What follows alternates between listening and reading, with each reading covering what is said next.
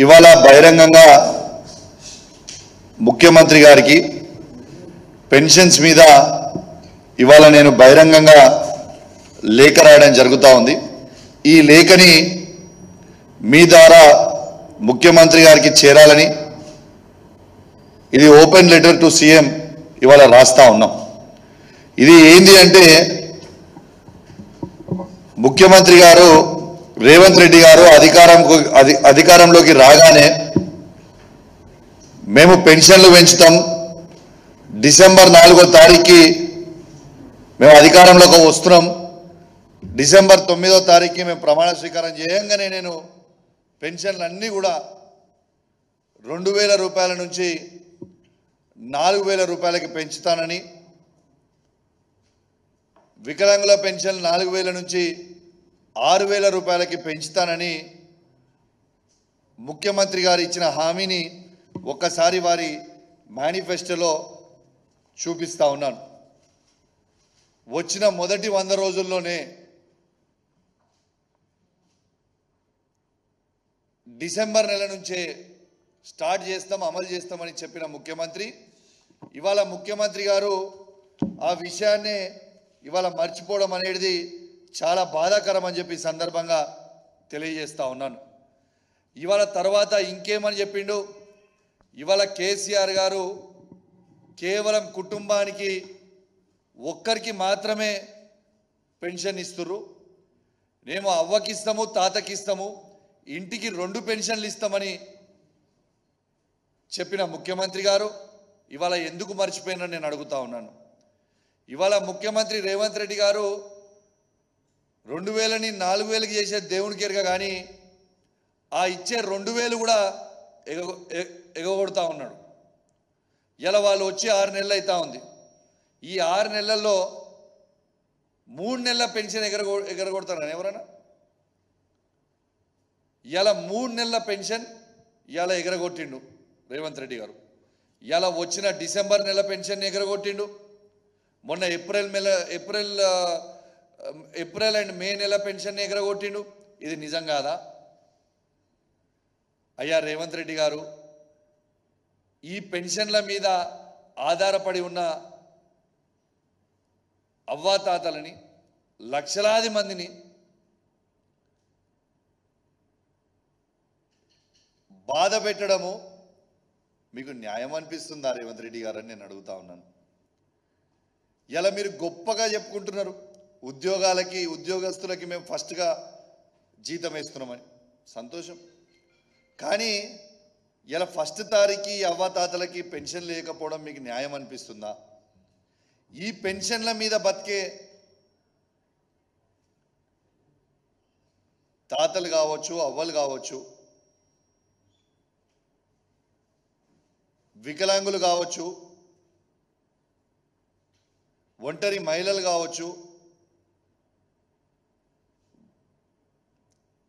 AIDS patients కావచ్చు, filaria patients కావచ్చు, dialysis patients కావచ్చు, బీడీ కార్మికులు కావచ్చు, చేనేత కార్మికులు కావచ్చు, గీతా కార్మికులు కావచ్చు, వీళ్ళందరూ కూడా ఈ పెన్షన్స్ మీద బతుకుతున్నారు కదా, ఈ పెన్షన్స్ మీద ఆధారపడి ఉంటారు కదా, వాళ్ళకి మీరు పెన్షన్ ఎందుకు ఇస్తలేరు అనేది ఇవాళ యావత్ తెలంగాణ ప్రజలకి మీరు జవాబు చెప్పాల్సిన అవసరం ఉన్నది. 2004 నుంచి మీకు కొన్ని ఉదాహరణలు చెప్తా. కాంగ్రెస్ ఉన్నప్పుడు ఎట్లుండే, కేసీఆర్ గారు ముఖ్యమంత్రి ఉన్న తర్వాత ఈ తాతల అవ్వల కోసం ఎంత చేసినాం అనేది ఇలా స్పష్టంగా మీడియా ద్వారా యావత్ తెలంగాణ ప్రజలందరికీ కూడా తెలిసేలాగా ఇవాళ చెప్తా అని చెప్పి సందర్భంగా తెలియజేస్తా ఉన్నాను. ఇవాళ 2004 నుంచి 2014 వరకు కాంగ్రెస్ ప్రభుత్వం అధికారంలో ఉండే. ఈ కాంగ్రెస్ పార్టీ అధికారంలో ఉన్నప్పుడు కేవలం పెన్షన్ 200 రూపాయలు మాత్రమే ఉండే. ఆ 200 రూపాయల పెన్షన్ కేవలం తెలంగాణలో వీళ్ళు ఇచ్చే పెన్షన్, తెలంగాణ ప్రాంతానికి ఆ రోజు ఇచ్చే పెన్షన్ 29,21,828 మందికి వీళ్ళు పెన్షన్ ఇచ్చేది. అంటే కేవలం వీళ్ళ బడ్జెట్ 10 సంవత్సరాల 5,558 కోట్లు మాత్రమే ఉండే. కానీ కేసీఆర్ గారు వచ్చిన తర్వాత మాటిచ్చినట్టు 2014 నుంచి 2023 వరకు కేసీఆర్ గారు ఫస్ట్ రాగానే ఈ 200 రూపాయల పెన్షన్ని 1116 రూపాయలు చేసిండ్రు.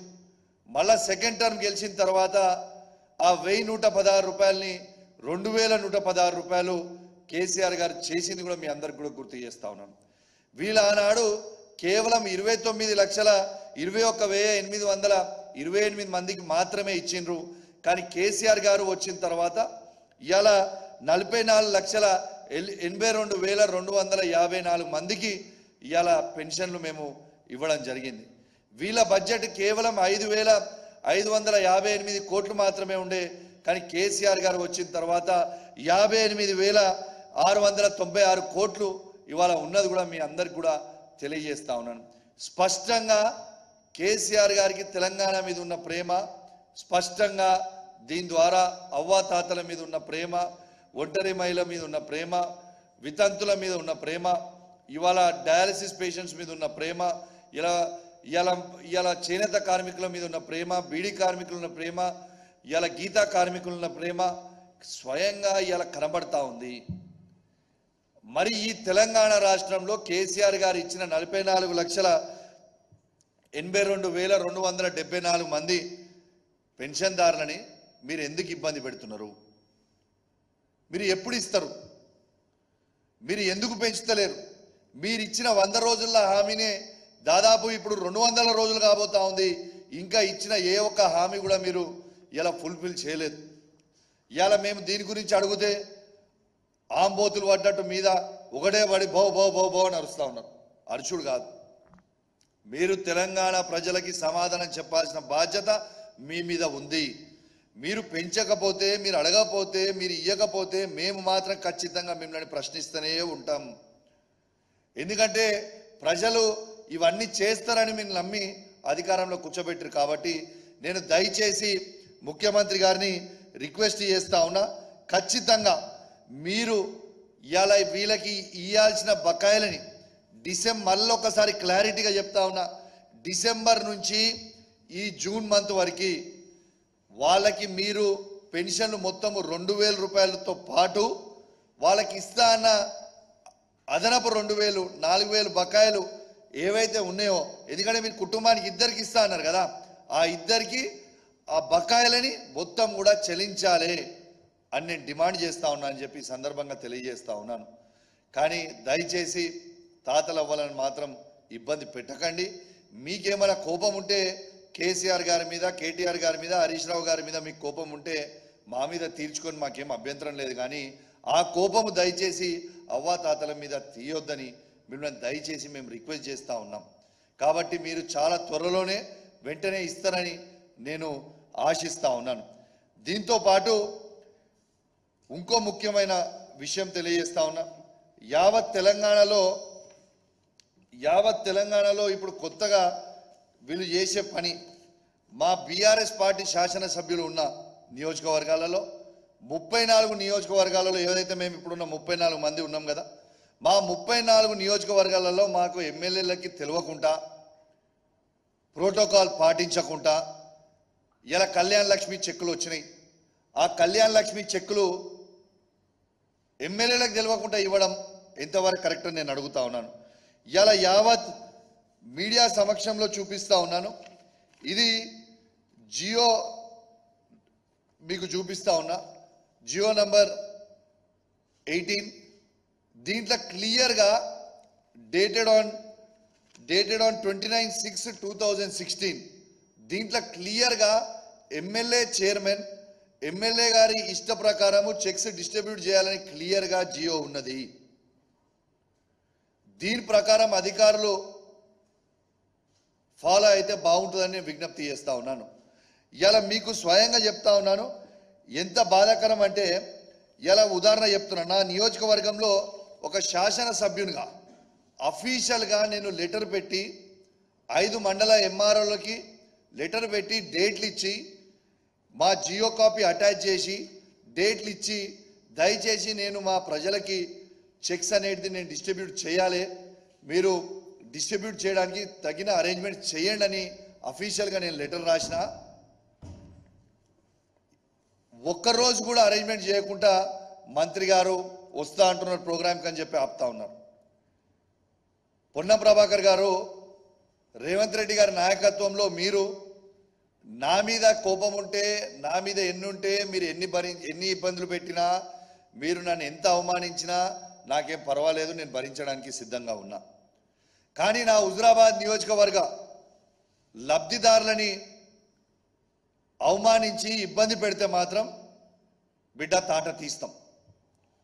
ఖచ్చితంగా నా హుజురాబాద్ నియోజకవర్గ ప్రజల కోసం ఎంత దూరమైనా నేను వెళ్తా. ఇవాళ హుజురాబాద్ నియోజకవర్గంలో వచ్చిన 381 చెక్లని మాకు ఎందుకు పంచనిస్తలేరని నేను అడుగుతా ఉన్నాను. ఇవాళ 27 తారీఖున ఈ చెక్స్ అన్నీ కూడా ల్యాబ్స్ అవుతా ఉన్నాయి. ఈ చెక్స్ 27 తారీఖున ల్యాబ్స్ అవుతున్నప్పుడు మీరు ఎందుకు ఆ చెక్స్ని డిస్ట్రిబ్యూట్ చేయనిస్తలేరు? హుజురాబాద్ మండలం హుజురాబాద్ పట్టణానికి వచ్చిన 41 చెక్లని, ఇల్లంతకుంట మండలంలో వచ్చిన 66 చెక్లని, జమ్మికుంట పట్టణంకి వచ్చిన 129 చెక్లని, ఇవాళ వీణవంక మండలం వచ్చిన 71 చెక్లని, ఇవాళ కమలాపూర్ మండలం వచ్చిన 61 చెక్లని, ఇవి మొత్తం కలిపితే 368 చెక్లని మీరు ఎందుకు డిస్ట్రిబ్యూట్ చేయనిస్తలేరు, ఎందుకు ఇస్తలేరు అని నేను అడుగుతా ఉన్నాను. ఇవాళ 27 తారీఖు చెక్కులు ల్యాబ్స్ అవుతున్నాయి. మీరు పోయినసారి కూడా ఇదే కథ చేసిర్రు. ఆ చెక్కులు ల్యాబ్స్ అయితే మళ్ళీ ఇలా సగం చెక్కులు గవే చెక్కులు వచ్చినాయి. మళ్ళీ ఈ 27 తారీఖు చెక్కులు ల్యాబ్స్ అయ్యే ప్రమాదం ఉంది. దయచేసి వెంటనే ఈ ప్రోగ్రామ్ని ఏర్పాటు చేయాలి. ఎస్, ఇలా మంత్రి గారు వస్తారంటే యూఆర్ మోస్ట్ వెల్కమ్. మంత్రి గారు వస్తారంటే మాకేం అభ్యంతరం లేదు కదా. ఇలా మంత్రి గారు వస్తే ప్రోగ్రాం పెట్టుకొని చేయమని చెప్తా ఉన్నాం మేము. నేను మంత్రి గారిని అడుగుతా ఉన్నా, ఎందుకు మీరు భయపడుతున్నారా? కేసీఆర్ గారు ఇచ్చిన ఈ 1,116 రూపాయలతో పాటు రేపు మీరు వచ్చి ప్రోగ్రాం పెడితే నేను హుజురాబాద్ నియోజకవర్గంలో మరి మీరు ఇచ్చిన 100 గ్యారెంటీల హామీలో వెంటనే ఇలా ఇక్కడ ఉంది, మీరు ఇది చూడొచ్చు. దీంతో పాటు వాళ్ళు ఇచ్చిన 1,116 రూపాయలతో పాటు తులం బంగారం ఇస్తామని క్లియర్గా వాళ్ళ మేనిఫెస్టోలో పెట్టినరు. రేపు మీరు వచ్చినప్పుడు మీరు ప్రజల మధ్యలో ఈ 1,116 రూపాయలు కేసీఆర్ ఇచ్చిర్రు, మరి మీరు వచ్చిర్రు కదా, తులం బంగారం తీసుకొచ్చి ప్రజలకు ఇస్తున్నారా అని నేను అడుగుతాను. మీకు భయం అవుతుందా? ఎందుకు ఇస్తలేరు? నేను దయచేసి అధికారులకు కూడా హెచ్చరిస్తా ఉన్నా. నేను జిల్లా కలెక్టర్లకి, ఆర్డీఓలకి, ఎంఆర్ఓలకు కూడా చెప్తా ఉన్నాను, అధికారం ఎవరిది శాశ్వతం కాదు. మీరు రూల్స్ ప్రకారం పోండి. మీకు జియో ఉన్నది, ఈ జియో ప్రకారం మీరు ఎందుకు పోతలేరని నేను అడుగుతున్నా. మీకు ఏం అడ్డంకులు వస్తున్నాయని నేను అడుగుతున్నా. నేను అధికారులకు కూడా హెచ్చరిస్తా ఉన్నాను, తస్మాత్ జాగ్రత్తగా ఉండండి. ఇవ్వండి, బ్లాక్ బుక్ రెడీగా చేసిన ఏ అధికారి ఎక్స్ట్రాలు చేస్తుర్రో ఇలా ఈ బ్లాక్ బుక్లో మీ పేర్లన్నీ ఎంటర్ చేస్తున్నా. రేపు మా పార్టీ అధికారంకి వచ్చిన తర్వాత మీకు అన్ని బ్లాక్ డేసే ఉంటాయి బిడ్డ, తస్మాత్ జాగ్రత్త అని చెప్తా ఉన్నాను అధికారులకి. ఈ బుక్ కేవలం మీకోసమే కొన్నా, బ్లాక్ బుక్. నేను ఇవాళ మీరు ప్రొసీజర్ ప్రకారం ఫాలో కాకుండా ఇలా నాకు వచ్చిన ఇన్ఫర్మేషన్ ఏంటంటే నా నియోజకవర్గంలో వాళ్ళు చెప్పిర్రట, ఇలా పైన నుంచి మంత్రి గారు వీళ్ళకి ఆదేశాలు ఇచ్చిరట. ఏమని? చెక్కులు ఇండివిజువల్గా పిలిచి ఇచ్చేరి, మీరు ఎవరు లేకుండా ఒక్కొక్కరిని పిలిచి ఇచ్చారని చెప్పిరట. రేపు పొద్దున మీరు ఇస్తున్నారని కూడా నాకు వచ్చిన ఇన్ఫర్మేషన్. నేను హుజురాబాద్ నియోజకవర్గంలో చెప్తున్నా, మంత్రి ఇట్లనే చెప్తాడు. పోయిన జమ్మికుంట ఎంఆర్ఓ గారికి ఇదే ఆదేశాలు ఇచ్చిండు, కమలాపూర్ ఎంఆర్ఓకి ఇదే ఆదేశాలు ఇచ్చిండు. చెక్కులు ఎమ్మెల్యేకి ఇవ్వద్దు, ఖచ్చితంగా మీరు డైరెక్ట్గా వంచిర్రని. అప్పుడు ఏమైంది? దాంట్లో అవినీతి అయింది. అవినీతి అయిన తర్వాత ఏమైంది?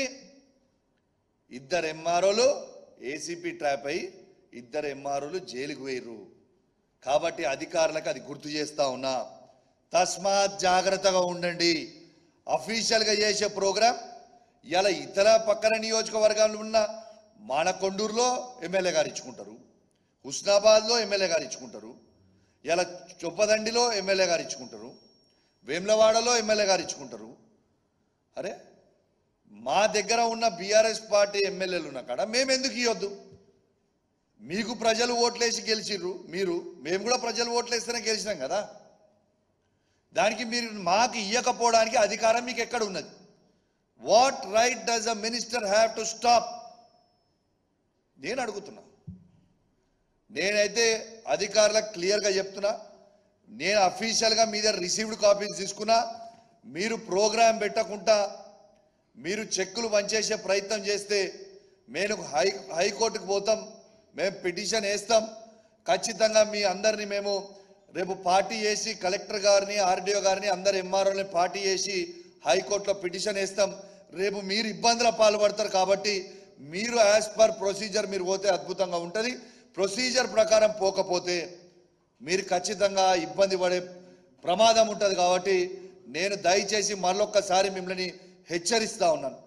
నిన్న నేను ప్రత్యేకంగా మా హుజురాబాద్ నియోజకవర్గం నుంచి నేను శాసనసభ్యునిగా ఉన్నా కాబట్టి హుజురాబాద్ నియోజకవర్గంలో ఉన్న ఆర్డీఓ గారికి, హుజురాబాద్ నియోజకవర్గంలో ఉన్న 5 మండలాల ఎంఆర్ఓ గారికి, 2 కమిషనర్లకు కూడా చెప్తా ఉన్నాను. మీరు నన్ను రిక్వెస్ట్ చేశారు, సార్ దయచేసి మీరు మాకు అఫీషియల్గా లెటర్ ఇచ్చిండ్రు, మేము ప్రోగ్రామ్ ఆర్గనైజ్ చేస్తాం, మంత్రి గారు డేటు ఇస్తారంటే నేను గౌరవించిన. మీ మాట మీద గౌరవించి నేను ఆగిన. ఇలా మంత్రి గారిని రమ్మనండి, డేట్ పెట్టి ప్రోగ్రాం పెట్టి చేయమని చెప్పండి. మంత్రి గారికి వీలు కాకపోతే ఎమ్మెల్యేగా మేము ఉన్నాం, మా ఎంపీపీలు ఉన్నారు, మా జెడ్పీటీసీలు ఉన్నారు, మా మున్సిపల్ చైర్మన్ ఉన్నారు, మా కౌన్సిలర్ ఇంకా ఉన్నారు, వాళ్ళ టర్మ్ మొత్తం ఉన్నది, మేము అందరం కలిసి ఇస్తాం. లేకుండా మీరు ప్రొసీజర్ ఫాలో కాకపోతే మాత్రం మీరు తీవ్రమైన ఇబ్బందులు పడతారు. ఎందుకంటే ఇలా ఎంత అన్యాయమో మళ్ళొక్కసారి మీకు ప్రభాకర్ గారు ఎంఆర్ఓ గారికి ఇచ్చిన ఆడియో రికార్డ్ని ఒక్కసారి మీకు వినిపిస్తా. ఒక్కసారి మీ ద్వారా యావత్ తెలంగాణ ప్రజలు మొత్తం కూడా చూడాలని నేను విజ్ఞప్తి చేస్తున్నా. ఒక్కసారి మీరు ఇది కూడా వినిపిస్తా. 1 మినిట్ ఈ ఆడియో తీస్తున్నా, ఒక్క నిమిషంలో మీకు ఈ ఆడియో కూడా వినిపిస్తాను. ప్రభాకర్ గారు స్వయంగా ఒక మంత్రిగా ఉండి ప్రమాణం ఏమని చేస్తారండి? రాగద్వేషాలకు అతీతంగా అని ప్రమాణం చేస్తారు. ఇదా వీళ్ళు చేసేది? ఈ ఆడియో ఒక్కసారి మీరు వినాలే, దయచేసి మొత్తం కూడా ప్లే చేయాలి, మంచిగా వినాలే. ఒక్కసారి మంత్రి గారు ఎంఆర్ఓని, ఆర్డీఓ గారిని స్వయంగా ఎట్లా బెదిరిస్తారో ఒక్కసారి మీరు విను. సార్ సార్ నమస్తే సార్. నా నెంబర్ లేదా తల్లి? పొన్నం ప్రభాకర్ అధికారిక నెంబర్ ఇది. లేదు సార్, ఇప్పుడే ట్రూ కాలర్ చూస్తున్నాను సార్. నాకు చేసుకుంటాను సార్. ఆర్డీఓ గారు లైన్ లో ఉన్నారు. మాధవి, మినిస్టర్ గారు కాల్ చేసిన. నమస్తే అమ్మా. అదే ఇప్పుడు మొన్న మీరు చెక్కుల గురించి చెప్పారు కదా, కళ్యాణ లక్ష్మి. అవును సార్. అదే మంత్రి గారి దృష్టిలో పెట్టి వాళ్ళు చెప్పినట్టుగా ఆ టైం తీసుకొని చెయ్యండి అని. సార్ మేము కూడా చెప్తున్నాం. ఎంఆర్ఓ గారు మొన్నటి దాకా హుజురాబాద్ ఎమ్మెల్యే ఈటెల రాజేందర్ ఉంటే ఎమ్మెల్సీ గవర్నమెంట్ ఉంది కదా అని ఎమ్మెల్సీ కౌశిక్ రెడ్డి ద్వారా పంచిపించారు మీరు. అవును సార్, అవును. ఇప్పుడు మేము మా వారికి ప్రోటోకాల్ లేదు. ఎమ్మెల్సీ కాదు, మా కంటెస్టెడ్ క్యాండిడేట్ ప్రణవ్ సార్. ఎమ్మెల్యేకి మా పార్టీ వాడు కాదు, మా అధికార పార్టీ కాదు సార్. మీకే స్వేచ్ఛ ఇస్తున్నాం, మీరే అధికారం పెంచండి. ఆయన చేయికి ఒక్కటి పోయినా పోవద్దని చెప్తున్నాం. రెస్పెక్టబుల్ ఎంఆర్ఓ గారు, మీరు ఒక చెక్ కూడా ఆయన చేయకూడదు. మీరే స్వయంగా అవసరమైతే స్థానిక సర్పంచులు ఆలోచన తీసుకొని పోయి లోకల్ ఇచ్చేసుకోండి. మీరు విన్నారు కదా, లైవ్గా ఎంఆర్ఓ గారికి చెక్కులు ఇవ్వద్దని చెప్తుండు. ఈ జియో ఏమున్నదండి మీకు చదువుతా. 3rd పారా 4th పాయింట్లో checks will be distributed by the concerned constituency MLA to the beneficiary once in a week or on a specific day at mandal headquarters or as per MLA wish అనేది క్లియర్గా జియో ఉన్నాక ఇట్లా చెప్పడము న్యాయమా? రెండోది, ఈ మంత్రి గారు చెప్పిండ్రు, ఆ ఎంఆర్ఓలు అప్పుడు 2 చేసిర్రు. వాళ్ళు ఎంఆర్ఓలు ఆ రోజు 2 అవినీతి చేసిర్రు చెక్కులలో. ఏమైంది 2 ఇవాళ ఎంఆర్ఓలు? జైలుకి పోయింది. ఇది ప్రజాస్వామ్యం. ఖచ్చితంగా ప్రజల మధ్యలోనే చెక్కులు వంచాల్సిన బాధ్యత, ప్రోగ్రాం పెట్టి ఇవ్వాల్సిన బాధ్యత ఉన్నది. ఏ ఒక్క చెక్ అయినా కూడా ఎంఆర్ఓ గారు ఇండివిజువల్గా పంచితే ఇది మీరు అవినీతికి పాల్పడుతున్నారు కాబట్టే అనే ప్రమాదం ఉంటుంది, రేపు బెనిఫిషరీస్ చెప్పే ప్రమాదం ఉంటుంది. కాబట్టి మీరు కూడా తస్మాత్ జాగ్రత్త అని మీ అందరికీ కూడా హెచ్చరిస్తూ ఉన్నాం. దీంతో పాటు పొన్నం ప్రభాకర్ గారి ఒక బ్రేకింగ్ న్యూస్ లీగల్ నోటీసులు ఫ్లై యాష్ స్కామ్లా మేము కౌశిక్ రెడ్డి గారికి పంపించినాము, జోగిన్పల్లి సంతోష్రావు గారికి పంపించినాము, టీ న్యూస్కి పంపించినాము, నమస్తే తెలంగాణకు పంపిస్తున్నాము అని ఫ్లాష్ న్యూస్ అని చెప్తున్నాం. అయ్యా పొన్నం ప్రభాకర్ గారు, మీరు మీ ఇల్లీగల్ యాక్టివిటీస్ ని లీగల్ నోటీస్ ద్వారా ఆపాలనుకుంటే, మా నోర్లు మూపియాలనుకుంటే కలవదు బ్రదర్. నీ లీగల్ నోటీస్కి బరాబర్ మా లీగల్ టీం నీకు బరాబర్ జవాబు చెప్తాం. నేను ఒకటే ఛాలెంజ్ విసురుతా ఉన్నా పొన్నం ప్రభాకర్ గారికి, మీరు ట్రాన్స్పోర్ట్ అధికారి, మరి మీరు ట్రాన్స్పోర్ట్ మినిస్టర్గా ఉన్నప్పుడు ఓవర్లోడ్ లారీస్ పోవచ్చా? నేను ఒక బాధ్యత కలిగిన శాసనసభ్యునిగా రెడ్ హ్యాండెడ్గా లారీని పట్టుకొని దాంట్లో పోతున్న వేటేజ్ని, దాంట్లో వే బిల్ అవసరం లేదు అని కొన్ని మాట్లాడుతున్నాను. నేను జిఎస్టీ వే బిల్ గురించి మాట్లాడలే సార్, నేను వేట్ వే బిల్ గురించి మాట్లాడినా. ఇలా 34 టన్స్ 16 టైర్ లారీ ఉదాహరణ 34 టన్స్ పోవాలంటే 80 టన్స్ ఎట్లా పోతుంది అని నేను అడుగుతున్నా. దాంట్లో పోవచ్చా? దీనికి సమాధానం చెప్పు. ఇవాళ దాకా నువ్వు ట్రాన్స్పోర్ట్ మినిస్టర్గా ఉండి ఇవాళ వరకు ఈవెన్ టుడే నేను మీడియా ఛానళ్ళని కూడా రిక్వెస్ట్ చేస్తున్నా, మొత్తము రాష్ట్ర వ్యాప్తంగా మీ రిపోర్టర్స్ ఉంటారు, మీరు ఇవాళ కూడా ఈవెన్ ఈ మినిట్ కూడా రామగుండం నుంచి ఖమ్మం వరకు మీరు రిపోర్టర్స్ని ఒక్కసారి అందరినీ రోడ్డు మీదకి రమ్మని చెప్పండి. ఇప్పటికి కూడా ఈవెన్ నేను ఇంత పెద్ద అలిగేషన్ చేసిన తర్వాత కూడా ఇవాళ కూడా బండ్లు అట్లనే పోతున్నాయి. మరి పోవచ్చా బండ్లు? ఓవర్లోడ్ పోవచ్చా? దీనికి జవాబు చెప్పండి నాకు కావాల్సింది. రోడ్లు పాడవుతున్నాయి, ఇలా ఫ్లై యాష్ కింద పడి ప్రజల ప్రాణాలు పోతున్నాయి, మరి అదెందుకు ఆపుతలేరు మీరు? సరే మీకు ఇంట్రెస్టే లేదనుకుందాం, మీది ఏమీ లేదనుకుందాం, మరి ఏది లేకపోతే ఓవర్లోడ్ బండ్లు ఇప్పటివరకు ఎందుకు ఆపుతలేరు? Even now why are you not stopping? దీనికి నాకు జవాబు చెప్పాలి. నేను ఈ మీడియా ద్వారా పొన్నం ప్రభాకర్ గారికి నేను సవాల్ విసురుతున్నా. నాకు తెలుసు పొన్నం ప్రభాకర్ గారు మీరు తిరుపతి వెంకటేశ్వర స్వామిని బాగా నమ్ముతారని నాకు తెలుసు. నేను కూడా తిరుపతి వెంకటేశ్వర స్వామిని బాగా నమ్ముతా. అపోలోలో టీటీడీ టెంపుల్ తిరుపతి వెంకటేశ్వర స్వామిది ఉన్నది. వెనస్డే రోజు మీకు మరీ రేపే టైం పెడితే ఇమీడియట్గా మీకు రెస్పాండ్ అయ్యే టైం లేకపోవచ్చు కాబట్టి మీకు 2 days ప్రియర్ చెప్తున్నా. వెనస్డే రోజు 11 గంటలకి నేను ఆ తిరుపతి వెంకటేశ్వర స్వామి గుడి దగ్గరికి వస్తా, నువ్వు కూడా రా. ఆ గుడి లోపల పోయి మీడియా సాక్షిగా మనం ప్రమాణం చేద్దాం. నువ్వు డబ్బులు తీసుకోలేదని ఆ వెంకటేశ్వర స్వామి మీద ఒట్టేసి నువ్వు చెప్పు. ఆ తిరుపతి వెంకటేశ్వర స్వామి మీద నువ్వు ఒట్టేసి చెప్పు. నేను బహిరంగంగా నీకు క్షమాపణ చెప్పడానికి సిద్ధంగా ఉన్నా, లేకుంటే నీ మొక్కు భూమికి నువ్వు రాస్తావా చెప్పు, దానికి జవాబు చెప్పు.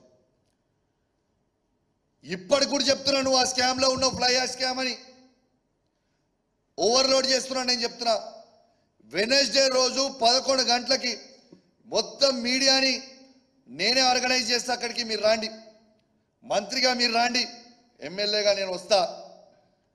ఇద్దరం కలిసి ఆడ ప్రమాణం చేద్దాం. నువ్వు తీసుకున్నావని ప్రమాణం చేయడానికి నేను సిద్ధంగా ఉన్నా,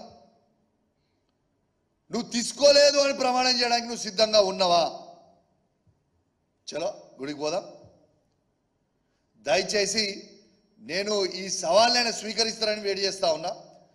వెనస్డే రోజు నువ్వు గిట్లా, అది కూడా ఇప్పుడే చెప్తున్నా, వెనస్డే రోజు గిట్లా మీరు హాజరు కాకపోతే యాడికి, దీని అర్థం యావత్ తెలంగాణ ప్రజలకి మొత్తం మళ్ళా అర్థమయ్యే విధంగా ఆ వెంకటేశ్వర స్వామి సాక్షిగా ఇంకొన్ని నిజాలు బయట పెడతా. ఆ రోజు గ్యారెంటీ బయట పెడతా.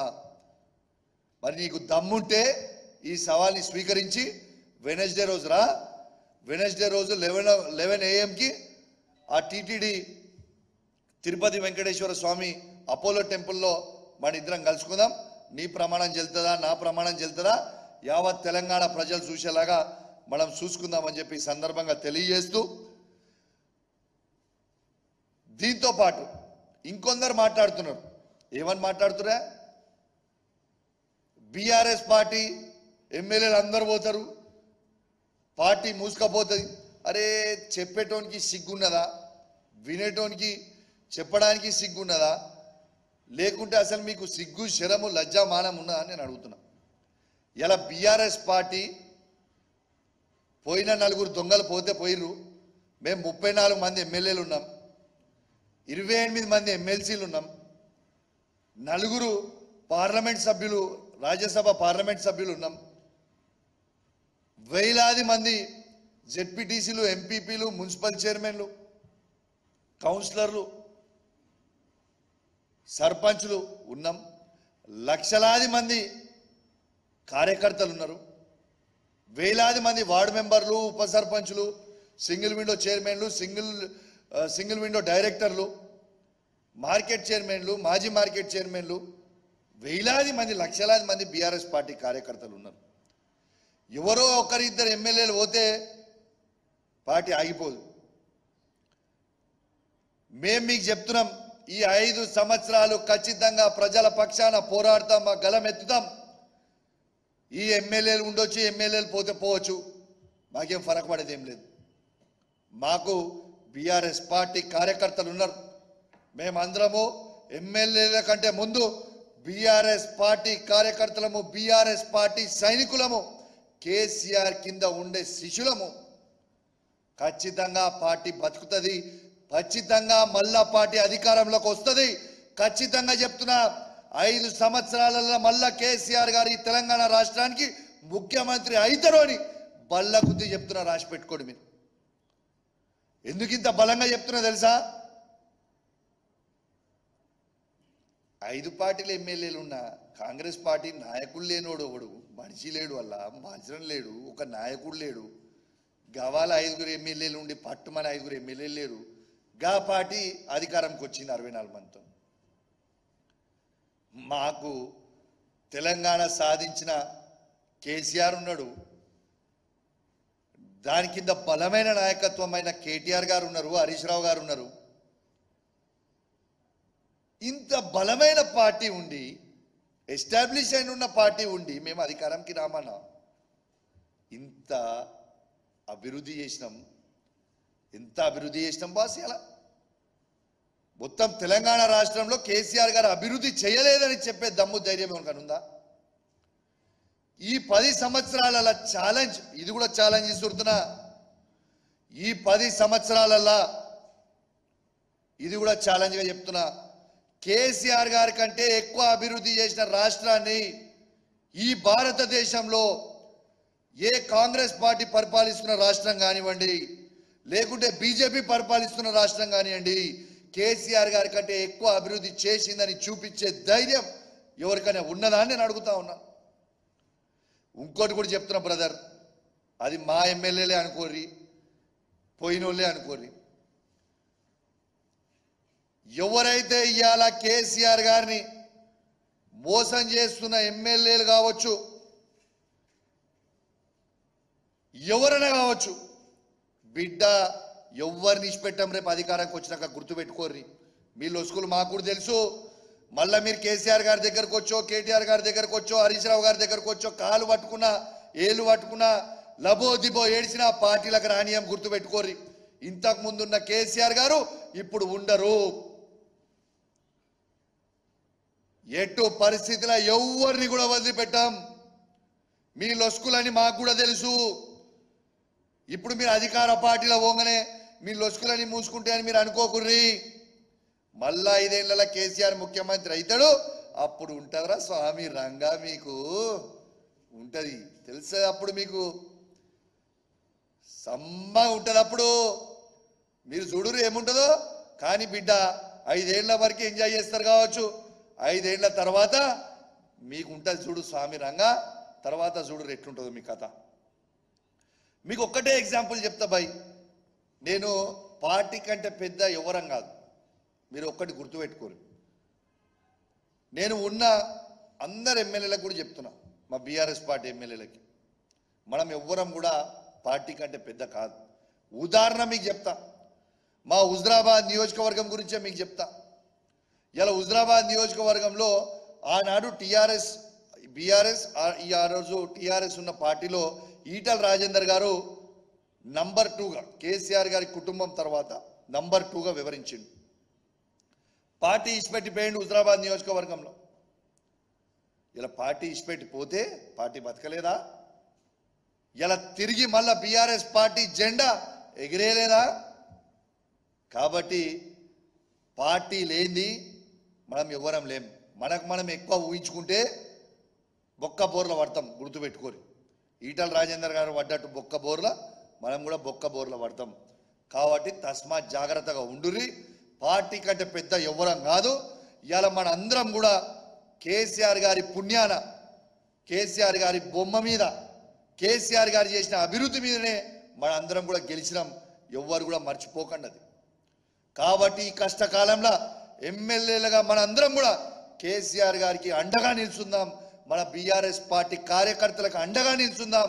మన బీఆర్ఎస్ పార్టీని కాపాడుకుందాం. మన తెలంగాణ రాష్ట్రాన్ని కాపాడుదాం. దయచేసి మళ్ళా కేసీఆర్ గారిని గద్దె మీద కుసబెడదాం. దయచేసి ఎవరికన్నా ఇంకా ఈ దాంట్లో ఉన్నవాళ్ళు కూడా ఈ ఆలోచన ఉంటే మానుకోండి అని దయచేసి నేను హెచ్చరిస్తా ఉన్నాను అని తెలియజేస్తూ, ఖచ్చితంగా అందరూ అర్థం చేసుకుంటారని, మా ఎమ్మెల్యేలు కూడా నన్ను నేను ఇట్లా మాట్లాడడానికి తప్పు పట్టకుండా నేను ఉన్న వాస్తవాలు కూడా నేను చెప్తున్నా. కాబట్టి దయచేసి అందరూ కూడా అర్థం చేసుకుంటారని విజ్ఞప్తి చేస్తూ సెలవు తీసుకుంటా ఉన్నాను. జై తెలంగాణ, జై కేసీఆర్. భయ ఒక్క నిమిషం ఒక్కటే పాయింట్. కొందరు ఈ కళ్యాణ లక్ష్మి విషయంలో వచ్చేవరకు ఇంకొక మాట కూడా చెప్తున్నారు. కాబట్టి నేను అది కూడా క్లారిటీ ఇస్తున్నా, ప్లీజ్ మీ ద్వారా తెలవాలి. కౌశిక్ రెడ్డి గారు అధికార పార్టీలో ఉన్నప్పుడు, ఎమ్మెల్సీగా ఉన్నప్పుడు ఆనాడు ఉన్న ఎమ్మెల్యే ఈటల రాజేందర్ గారిని పిలవలే కదా అనేది ఒక ప్రశ్న తెస్తా ఉన్నారు. నేను యావత్ తెలంగాణ ప్రజలకి తెలియజేస్తా ఉన్నాను, నేను ఎమ్మెల్సీ ఉన్ననాడు కూడా ప్రతి ప్రోగ్రాంకి ఆనాడు ఉన్న ఎమ్మెల్యే ఈటల రాజేందర్ గారికి అధికారులు అఫీషియల్గా పిలిచిండ్రు. కానీ ఎమ్మెల్యే గారు ఆనాడున్న ఈటల రాజేందర్ గారు వచ్చి ఆ ప్రోగ్రాంలో పాల్పంచుకోకపోతే దాని బాధ్యుని నేను కాదు కదా. You could have come. కాబట్టి దీన్ని ఒక దుష్ప్రచారం చేసుకుంటూ ఆ రోజైనా మంచిండు కదా, ఈ రోజు ఇవాళ ఎమ్మెల్యే ఉన్నాడు కదా, ఇవాళ ఈయన ఎమ్మెల్యే ఉంటే ఒకటి లేకుంటే ఒకటి అని అంటుర్రు. అది తప్పు. ఆనాడు కూడా మేము అధికారంలో ఉన్న రోజు కూడా శాసనసభ్యునిగా ఎమ్మెల్యే గారిని మేము పిలిచినాం. ఆ ఎమ్మెల్యే గారు రాకపోతే, ఈటల రాజేందర్ గారు ఆనాడు రాకపోతే నేను బాధ్యుని కాదు దానికి. దాన్ని పెట్టి ఇలా చేస్తామంటే నేనేం ఊకునేది ఏం లేదు. ఇలా అధికార ప్రోగ్రాం ఉంటే రేవంత్ రెడ్డి గారు వచ్చినా నేను పాల్గొంటా, పొన్నం ప్రభాకర్ గారు వచ్చినా నేను పాల్గొంటా, ఇలా నరేంద్ర మోడీ గారు వచ్చినా కూడా నేను పాల్పంచుకుంటా. మీకు ఉదాహరణ చెప్తున్నా, మొన్న నరేంద్ర మోడీ గారు పెట్టిన పిఎం కిసాన్ ప్రోగ్రాంకి మొన్న మినిస్టర్ ఆఫ్ స్టేట్ సోమన్న గారు నా నియోజకవర్గానికి వచ్చారు. ఎస్, రిసీవ్ చేసుకున్నా, బొకే ఇచ్చిన, ఆయనతో పాల్పంచుకున్నా. ఇలా ఆ రోజు పాల్పంచుకొని నేను ఏం చెప్పిన ఆ రోజు, ఇలా దేశవ్యాప్తంగా మీరు నరేంద్ర మోడీ గారు పిఎం కిసాన్ కింద 20,000 కోట్లు ఇస్తున్నారని మీరు చెప్తే నేను ఆ రోజు నా మైక్ పట్టుకొని చెప్పిన, తెలంగాణ రాష్ట్రంలో తెలంగాణ రాష్ట్రంలో కేసీఆర్ గారు 75,000 కోట్లు ఇచ్చిండు అని ఆ రోజు నేను మైక్ పట్టుకొని బాజాప్తు చెప్పిన. మీరు దేశవ్యాప్తంగా 20,000 కోట్లు ఇస్తే ఒక్క తెలంగాణ రాష్ట్రంలోనే ఈ భారతదేశంలో కేసీఆర్ గారు ఇచ్చింది 75,000 కోట్ల రూపాయలు. దట్ ఈస్ కేసీఆర్ అని మైక్ పట్టి చెప్పిన. బాజాప్తా కేసీఆర్ గారు చేసిన మంచి పనులు, కేసీఆర్ గారు చేసిన అన్ని కూడా బాజాప్తు మేము ప్రజల్లోకి తీసుకుపోతామని కూడా తెలియజేస్తూ సెలవు తీసుకుంటా ఉన్నాం. జై తెలంగాణ, జై కేసీఆర్. Thank you.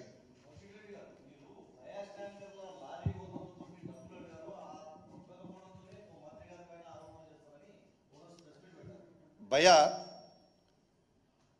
నాకు ఉన్న డబ్బులే నేను ఏం చేసుకోవాలని నాకు అర్థమవుతలేదు. Number 1. Okay, I come from a very good family background. గీ లారీ ఉందేరా, ఆటో ఉందేరా అడిగేంత చిల్లర స్థాయిలో నేను లేను.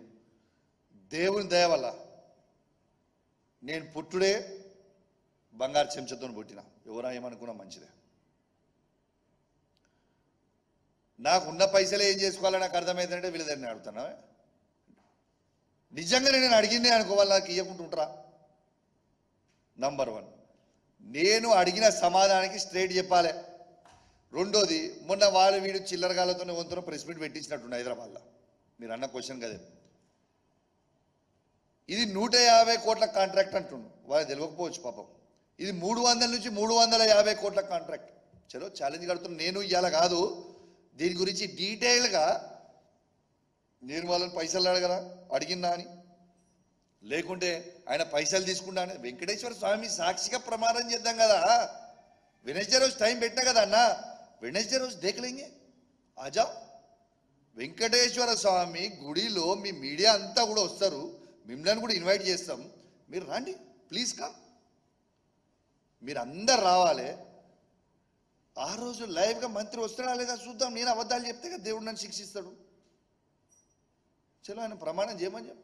నేనైతే తిరుపతి వెంకటేశ్వర స్వామిని విపరీతంగా నమ్ముతా, దేవుణ్ణి. పొన్నం ప్రభాకర్ గారు కూడా విపరీతంగా నమ్ముతారనేది నాకు తెలుసు. చలో దేవుని ప్రమాణం చేద్దాం.